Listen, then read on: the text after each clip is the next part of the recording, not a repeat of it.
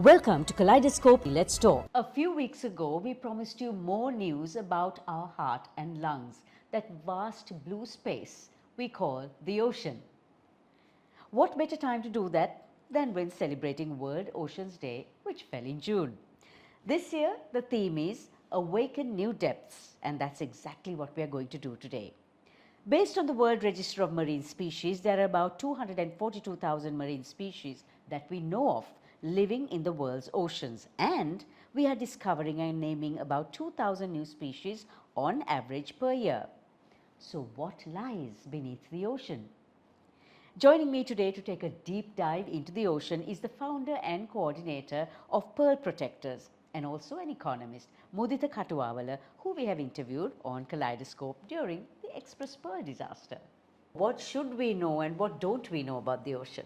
The world is covered mostly in the ocean. More than 70% of the biodiversity is in the ocean, and this is the largest ecosystem ever. And so the air we breathe, the food we eat is all thanks to the ocean. 70% of the oxygen is generated because of the thanks to the ocean. And so of course Sri Lanka is no stranger to this. We are an island, and the ocean is all around us. Our monsoons, our weather patterns, the food we eat, the industries that we depend on, 30% of our population is on the coast. And so there's huge potential when it comes to the benefits we get from the ocean, but at the same time we see a plethora of marine biodiversity, especially the Sri Lankan waters. We see so many tropical marine biodiversity. We see sea turtles. We see five out of seven species of sea turtles coming to lay eggs or nest in shorelines. This is one of the rarest occasions. And then we have so many whales, non-migratory whales as well. We have so much of coral species, reef fish. We have about 400 different species of reef fish, and the list goes on. But then we are facing a lot of challenges, especially our ocean.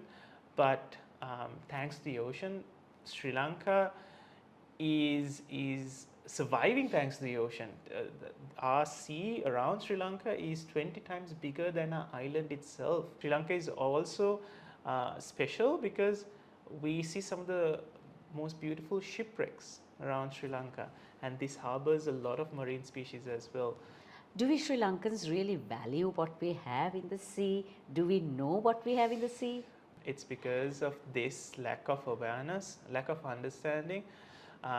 As an organization, the Pearl Protectors is also trying to create awareness amongst people, trying to link this beauty, the importance of conserving and protecting the ocean with the people. The ocean also equally has some of the most amazing creatures, amazing mammals, amazing marine species, nowhere to be found sometimes in the world. We have about more than 15 species of mangroves which sequests carbon. I mean, we are talking about climate change. We have this resource that we are depleting at a very fast rate. We have seagrass. If you go to Mannar, it's a very unique geography that you see underwater. It's different when you go to the south, and it's very different when you go to the east. So a lot of people haven't seen this. How big is our coastal pollution problem, given that much of the pollution that gets washed ashore is not Sri Lanka's pollution? If you see the positioning of Sri Lanka, the island, it's right in the middle of the Indian Ocean. If you see all the countries around the Indian Ocean, these are mostly developing countries. We call them the rim countries of the Indian Ocean. And so many of these countries do have a challenge or a problem with waste management, and most of their waste, along with ours, ends up in the environment or in the ocean. If you generally consider a percentage, of course, most of the pollution that we see on our beaches is from our own. Most of these pollution gets added to the ocean through rivers and canals, and then it's only about 10% of beach waste that is in the ocean. 90% is at sea. So you can really understand how big this problem is. Some places, if you go to some of these beaches, you won't even be able to see the sand. It's because it's layers and layers of plastic, other non-biodegradable waste that has washed up. We see a lot of plastic bags. We see a lot of these food wrapping, sachets, plastic bottles, and the list goes on.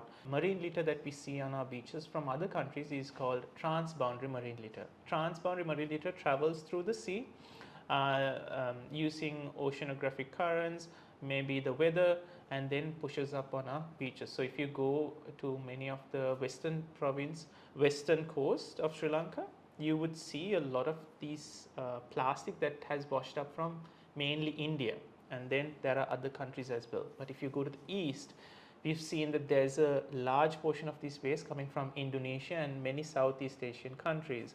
Although it is not the majority of the waste, we see a lot of our waste also added in, but this has become a regional issue. So finding solutions to the regional issues means collectively working together and seeing how each country can support each other to better their waste management. This also highlights how much of a global problem plastic pollution is. It travels through water, it breaks into smaller particles called microplastic. When it's in the ocean, marine life see this as food and they would consume it.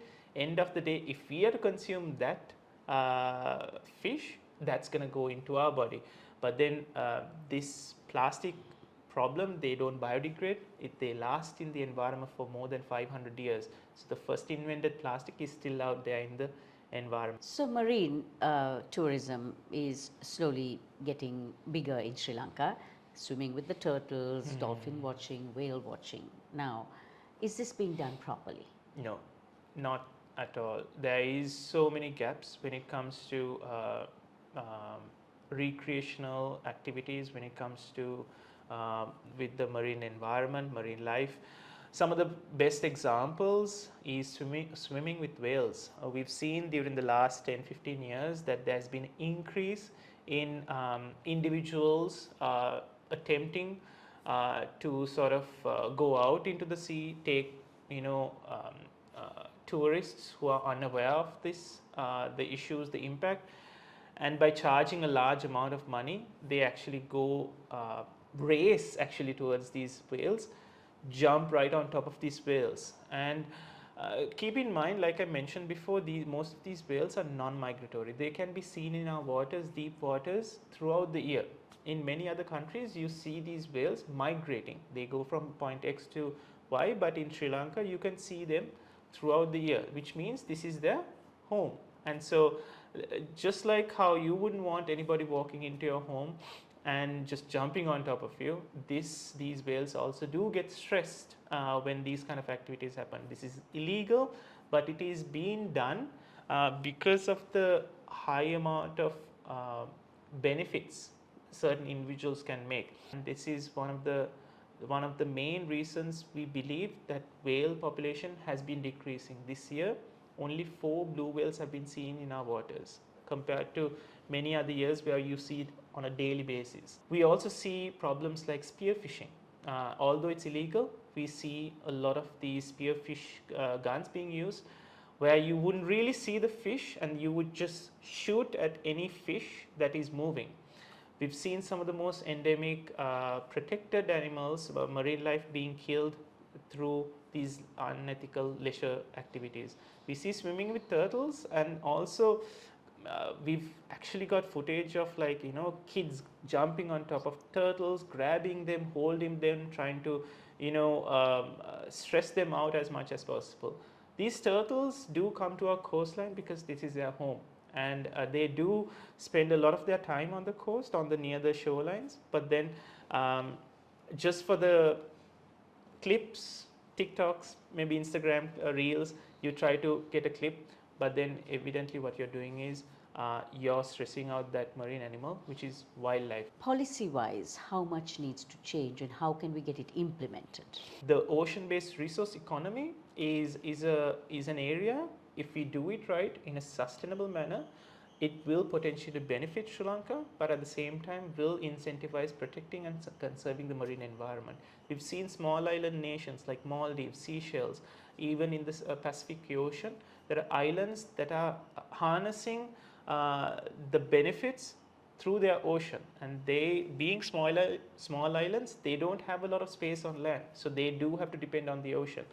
By doing so, they have been able to protect their marine environment. So there is a definite need for a national policy framework, a long-term national policy framework to better manage our fisheries, better conserve and protect our marine environment, and also to see how Sri Lanka can benefit by utilizing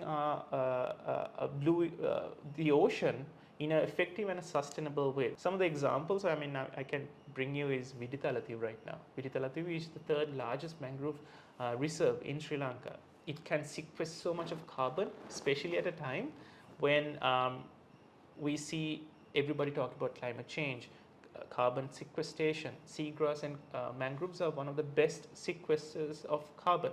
But at the same time, this reserve has been partially degazetted to increase aquaculture production. Aquaculture in Sri Lanka hasn't been done sustainably. 5-6 years into aquaculture industries, you could see a lot of these tanks being just let go because they haven't properly managed it. So it's the same thing that will replicate in Muditha Katuwawala as well, and in another 5-6 years we will lose our mangroves. At the same time, this land will not be able to be used properly. Any last words to those visiting our coastline and our oceans? Be ocean-minded always, and be responsible for your waste, your addiction to plastic. See how you can stop using single-use plastic, and volunteer. Even on your own, walking down the beach, if you see a plastic bag, a bottle, don't just ignore it, remove it, because if you don't remove it, it could mean that it could go back into the sea. It could end up in one of our beautiful reefs. Small acts like these could really stop this destruction from taking place, and we can collectively work towards protecting our marine environment. Thank you very much, Muditha. Let's hope that we all become ocean-minded. Kaleidoscope is on YouTube, Facebook, Instagram and LinkedIn. Don't forget to subscribe, follow and like us.